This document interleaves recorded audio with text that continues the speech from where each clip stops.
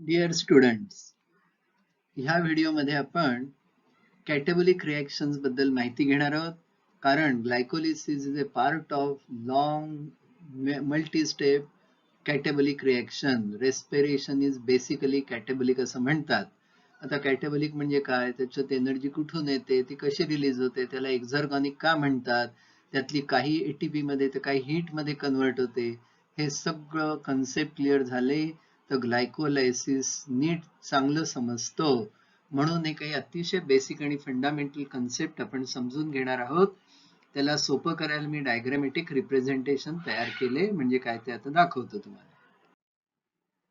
आता ह्या स्लाइड मध्ये तुम्हाला पाहायला मिळतंय, वर ग्लुकोजचा मॉलिक्यूल दाखवले पाहिजे. There is a glucose molecule. हा धिस रिप्रेझेंट्स ग्लुकोज मॉलिक्यूल.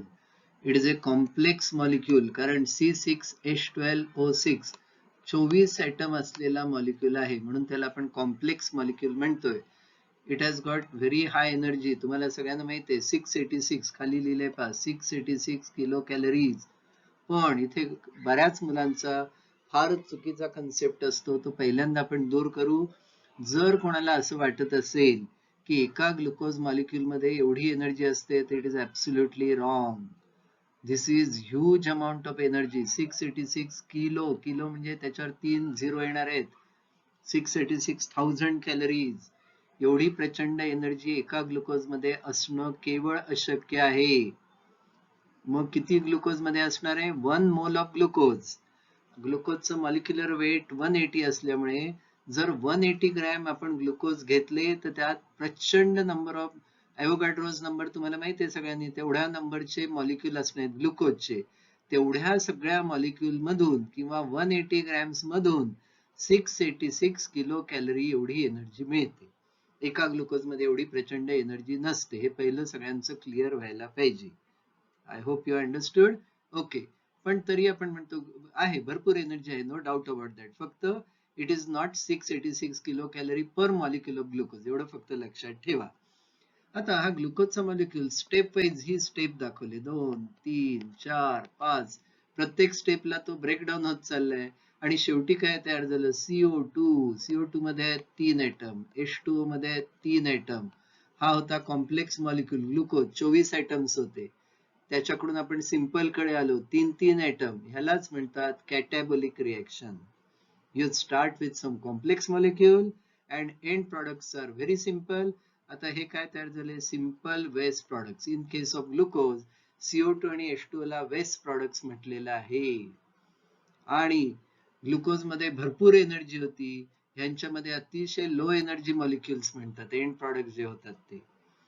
दुसरं एक लक्षात घ्यायचंय, इथे जी एनर्जी रिलीज होते ती स्टेप वाईज, एका स्टेपला 5 युनिट, दुसऱ्याला 8 युनिट, तिसऱ्याला 7 युनिट.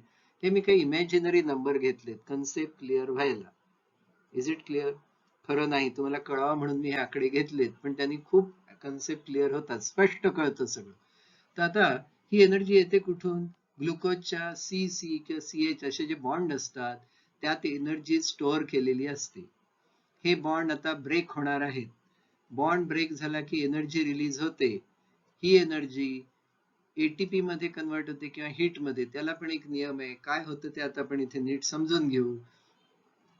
प्रत्येक स्टेपला वेगवेगळी एनर्जी, मी काही इमॅजिनरी आकडे घेतले ते पण एनर्जी रिलीज.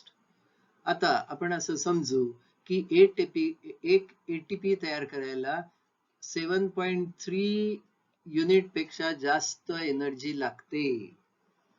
ती एकाच स्टेपला जर तेवढी झाली, म्हणजे 7.3, 7.4, 8, 9, 10, एनिथिंग ग्रेटर दॅन 7.3, तरच एटीपी तयार होतं. इथे 8 रिलीज झालं, 8 इज ग्रेटर दॅन 7.3, म्हणून त्या एकाच स्टेपला एटीपी तयार झालाय. त्याच्या उलट वरच्या स्टेपला 5 युनिट्स रिलीज झाले, एटीपी होण्यासाठी इनएडिक्वेट आहे, it is converted to heat. खालच्या स्टेपला पहा, 7 युनिट्स एनर्जी रिलीज झाली, ही 7.3 पेक्षा कमी आहे. अगदी 7.2 असेल तरी एटीपी होणार नाही, आणि मग it will be converted to heat.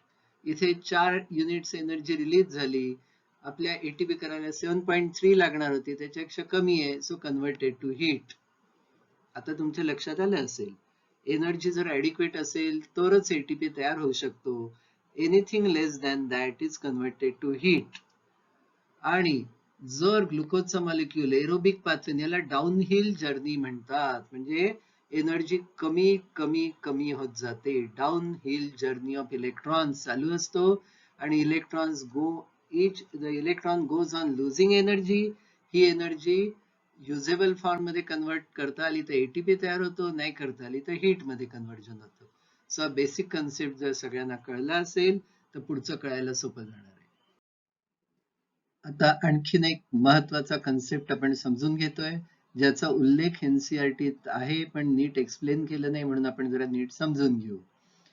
आपण जे काही मॉलिक्युल्स ज्याच्यापासून एनर्जी मिळते त्यांना फ्युएल्स म्हणतात, organic fuels for the sale.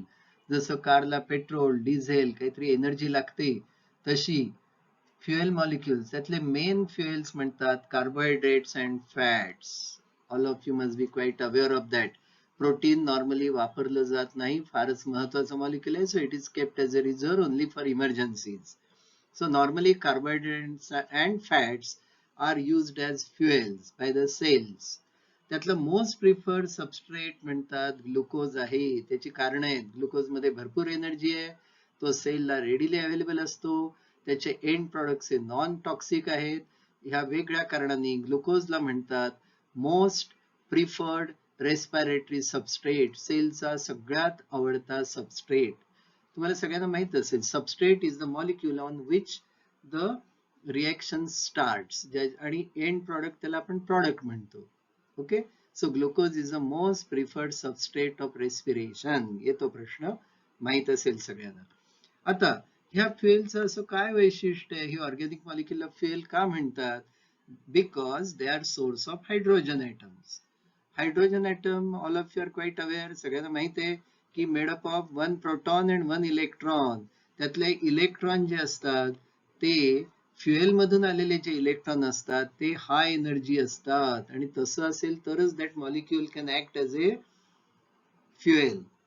वॉटरमध्ये hydrogen आहे, त्यातनं इलेक्ट्रॉन मिळेल, पण तो हाय एनर्जी नसल्यामुळे वॉटरमधून आपल्याला एटीपी करता येणार नाही. पण हे जे आहेत कार्बोहायड्रेट्स फॅट्स, ह्याच्यातून जे इलेक्ट्रॉन बाहेर पडतात ते हाय एनर्जी इलेक्ट्रॉन असतात, त्यामुळे ते असे डाऊन हिल जायची त्यांची तयारी असते. दे गो ऑन लुझिंग इलेक्ट्रॉन, तरच आपल्याला एटीपी करता येतात.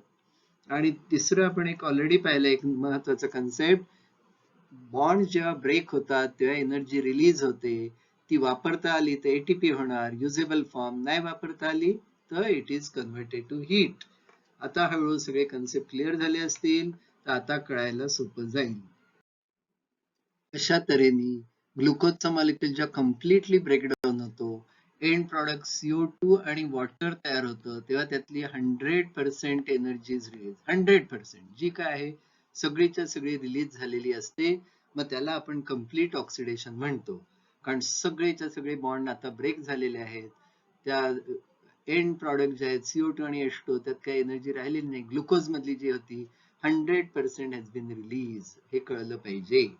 मग पायरुविक ऍसिड मॉलिक्यूल ज्या तयार होतात त्यात एकामध्ये 40 दुसऱ्यामध्ये 40, दोन्हीमध्ये मिळून 80% शिल्लक राहिलेली असते, म्हणून ग्लायकोलायसिसला आपण पार्शल ऑक्सिडेशन म्हणतो. हे सगळं आता मला वाटतं कळलं असेल. काही डाऊट्स असल्या तर तुम्ही मला फॉरवर्ड करू शकता, त्याप्रमाणे आपण अजूनही काही ग्लायकोलायसिसशी रिलेटेड काही कन्सेप्ट असले तर आपण ते समजून घेऊ. एक शेवटला व्हिडिओ करणार आहे, काही मुलांना अतिशय अवघड चॅलेंजिंग MCQ फार आवडतात, त्या मुलांसाठी मी एक वेगळा व्हिडिओ करणार आहे. त्यात असे काही MCQ देणार आहे की ज्याच्या एकाही प्रश्नाचं उत्तर तुमच्या NCERT टेक्स्टबुक मध्ये सापडणार नाही, पण त्यांनी ग्लायकोलिसिसचे काही अतिशय महत्वाचे कन्सेप्ट क्लिअर होतात. ते ज्यांना नीट साठी फार उपयोगी पडणार नाही, पण ज्यांना बायो एन्जॉय करतात, ज्यांना बायो खूप आवडतंय, समजून घ्यायचे, त्यांच्यासाठी ते MCQ असणार आहेत. Okay, thank you my dear students. Dear students, ह्या व्हिडिओमध्ये आपण ग्लायकोलिसिसशी रिलेटेड काही अगदी सोपे सिंपल फंडामेंटल कन्सेप्ट समजून घेणार आहोत. ज्यांना ग्लायकोलायसिस नीट कळलेलं आहे त्यांना ह्याची फारशी गरज नाही, पण पायरुविक ऍसिडला पिव्होटल मेटाबोलाइट का म्हणतात, किंवा त्याच्यात किती % एनर्जी रिटेन झाले, ग्लायकोलायसिस मध्ये टोटल ग्लुकोज मधली किती रिलीज झाली वगैरे कळायला थोडी मदत होते, त्या दृष्टीने हा व्हिडिओ केलेला आहे. आता ह्या स्लाइड मध्ये आपल्याला पाहायला मिळतंय की ग्लायकोलायसिस सुरुवात होते ग्लुकोज पासून. ग्लुकोज इज ए हेक्झोज, म्हणून इथे आपण वर 6 कार्बन दाखवलेले आहेत. ग्लुकोज बिंग ए हेक्झोज, 6 कार्बन दाखवलेत. त्या ग्लायकोलिसिस मधल्या पहिल्या 5 स्टेप्स ज्या असतात त्याला आपल्या एनसीईआरटीत दिलं नाही किंवा काही वेळा इतर पुस्तकात उल्लेख असतो, प्रिपरेटरी फेज असं म्हणतात, पहिल्या 5 स्टेप्स. कारण ह्याच्यामध्ये एटीपी वापरले जातात, म्हणून मी 2 एटीपी आत एंटर होताना दाखवले. सो पहिल्या 5 स्टेप मध्ये आपल्याला एटीपी मिळत नाहीत, पण एटीपी इन्व्हेस्ट करायला लागतात, म्हणून याला प्रिपरेटरी किंवा इन्व्हेस्टमेंट फेज म्हणतात. हे का करायला लागतं हे आपल्या सिलेबस मध्ये नाहीये, पण ज्यांना हवंय त्यांना मी त्या हायर लेवलच्या व्हिडिओ मध्ये सांगणार आहे की आपल्याला एटीपी हवेत, तर इथे आपण एटीपी का वापरले, काय गरज पडली, पहिल्या आणि तिसऱ्या स्टेपला एटीपी का वापरावं लागतं, हे आपल्या सिलेबस मध्ये नाहीये, म्हणून मी आता त्याच्याबद्दल फार बोलणार नाही. आता ग्लुकोजच्या ब्रेकडाऊन होतो त्या 2 मॉलिक्यूल तयार होतात, 3PGL. आपण त्याला पागल म्हणतो, आपला फार अत्यंत आवडता मॉलिक्यूल आहे. तर एका ग्लुकोजचे 2 होतात, कारण याच्यात 3 कार्बन आहेत आणि त्याला ट्रायोज, जसं ग्लुकोज हेक्झोज आहे, हा 3 कार्बन वाली शुगर आहे, म्हणून याला ट्रायोज म्हणतात. PGL आणि DHAP, आपण त्यांना पागल आणि धाप ज्यांना म्हणतो त्यांना ट्रायोज फॉस्फेट्स म्हणतात. तर पहिल्या 5 स्टेप मध्ये काय झालं, ग्लुकोज आहे 6 कार्बन वाला molecule, it is broken down to 2 molecules of 3PGL which is a triose, त्यामुळे 2 ट्रायोजचे मॉलिक्यूल तयार झाले ह्या पहिल्या 5 स्टेप. ह्याच्या पुढच्या 6 ते 10 हे पहा नेक्स्ट 5 स्टेप्स, ह्या स्टेपला पे ऑफ फेज म्हणतात, म्हणजे तुम्ही आधी काहीतरी इन्व्हेस्ट केले त्याचा आता रिटर्न मिळणार आहे. आपण 2 एटीपी गुंतवले होते, आज जाताना दाखवले, आता आपल्याला 4 एटीपी मिळणार आहेत आणि 2 NADH चे which are high energy molecule which are actually worth 6 ATP, असं आपल्याला गेन होणार आहे, फायदा होणार आहे, म्हणून याला पे ऑफ फेज म्हणतात. पुढल्या 5 steps they are called pay off phase, कारण you are getting ATPs. 4 ATP directly मिळतात आणि 2 NADH मिळतात, म्हणजे दे आर वर्थ 6 एटीपी, पण त्या NADH ना इलेक्ट्रॉन ट्रान्सपोर्ट चेन मधून पास व्हावं लागतं आणि एंडला आपल्याला मिळतात 2 पायरुव्हिक ऍसिडचे मॉलिक्यूल. 3 कार्बन ट्रायोज मध्ये, फॉस्फेट मध्ये 3 कार्बनच होते, पायरुव्हिक ऍसिड मध्ये पण 3च कार्बन आहेत. आता right from beginning to end 10 step जर कन्सिडर केल्या तर काय होतं, ग्लुकोज मधली टोटल एनर्जी आपण 100 युनिट्स पकडली तर 80 युनिट्स अजून शिल्लक राहिल्या, but 80% is retained in the 2 molecules of पायरिक acid each containing about 40%, म्हणजेच 20% एनर्जी रिलीज झालेली आहे. काही वेळा प्रश्न येतो, एनसीईआरटीत आपल्याला दिलं नाही, at the end of glycolysis what percent of energy in glucose is released, त्याचं उत्तर आहे about 20%. and what happens to 80%, it is retained in the 2 molecules of pyruvic acid each containing about 40%. आता आपण जे ऑलरेडी पाहिलं तेच एकदा थोडक्यात समजून सांगतोय. ग्लुकोज मधली एनर्जी जर आपण 100% पकडली तर ग्लायकोलायसिस मध्ये 20% रिलीज होते, म्हणून त्याला पार्शल ऑक्सिडेशन म्हटलेलं आहे. ते नोट करा, पार्शल ऑक्सिडेशन. आणि ग्लुकोजचं झालं पायरुव्हिक ऍसिड, ग्लायकोलायसिस संपलेलं आहे. पुढच्या ज्या स्टेप आहे लिंक स्टेप, क्रेब्स सायकल आणि इलेक्ट्रॉन ट्रान्सपोर्ट सिस्टीम किंवा इलेक्ट्रॉन ट्रान्सपोर्ट चेन, ह्याच्यात ती उरलेली 80% आहे ती पण रिलीज होते. सो इथे 20 आणि इकडे 80, टोटल रिलीज 100%. आणि म्हणून जेव्हा CO2 आणि वॉटर तयार होतं तेव्हा आपण म्हणतो ग्लुकोज इज कम्प्लिटली ऑक्सिडाइज, त्याचे सगळे बॉन्ड ब्रेक झालेत, 100% एनर्जी रिलीज झालेली आहे. पण ग्लायकोलिसिसला म्हणतात पार्शल ऑक्सिडेशन, ते इथे तुम्हाला कळेल का म्हणतात. Because out of 100 only about 20% is release, remaining 80% still remain in pyruvic acid. Further breakdown जे होते लिंक स्टेप, क्रेब्स सायकल आणि इलेक्ट्रॉन ट्रान्सपोर्ट सिस्टीम, त्याच्यातून जेव्हा पायरुव्हिक ऍसिडचा मॉलिक्यूल पास होतो तेव्हा त्यातली सगळी एनर्जी म्हणजे 80% रिलीज होते आणि त्याला आपण म्हणतो कम्प्लीट ऑक्सिडेशन ऑफ ग्लुकोज. तर हा आता बेसिक कन्सेप्ट सगळ्यांचा क्लिअर झाला असेल काय घडतं ते. Okay, thank you dear students. ह्या स्लाइड मध्ये आपल्याला पाहायला मिळते की ग्लुकोजचं ग्लायकोलिसिस मध्ये पायरुविक ऍसिड झालंय आणि ह्याला कॉमन पाथवे फॉर 3 म्हणतात. ग्लायकोलिसिसला EMP पाथवे पण म्हणतात. तुम्हाला माहिती आहे सगळ्यांना. मी आपलं गमतीने मुलांना सांगतो EMP is very IMP because it is a common pathway for 3 important pathways. त्यातला कॉमन पाथवे म्हणजे pyruvic acid can undergo anaerobic breakdown, it can undergo aerobic breakdown, or it can undergo fermentation. हे तिन्हीची पाथवेची सुरुवात pyruvic acid पासून होत असल्यामुळे त्याला की metabolite, पिव्होटल metabolite किंवा most important metabolite of respiration म्हटलं जातं. पिव्हट जॉईंट मध्ये जसं एक्झलच्या वरती सगळं फिरतं तो अत्यंत महत्वाचा असतो. पिव्होटल किंवा की मेटाबोलाइटचा अर्थ एवढाच की अत्यंत महत्वाचा मॉलिक्यूल रेस्पिरेशन मधला ग्लुकोज पासून जो पायरुविक ऍसिड तयार होतो त्याला की किंवा पिव्होटल मेटाबोलाइट म्हणतात. हा प्रश्न येतो म्हणून माहित पाहिजे. आणखीन एक महत्वाचा कन्सेप्ट इथे क्लिअर व्हायला पाहिजे. आपण म्हणतो एनोरोबिक रेस्पिरेशन मध्ये 2 ATP मिळतात.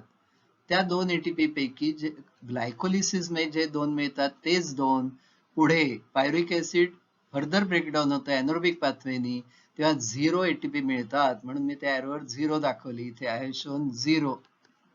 किंवा ग्लायकोलायसिस नंतर एरोबिक पाथवेमध्ये टोटल जे 38 मिळतात त्यातले 2 ग्लायकोलायसिसचे आहेत आणि बाकीचे 36 नंतर मिळतात फर्दर ब्रेकडाऊन म्हणून टोटल 38.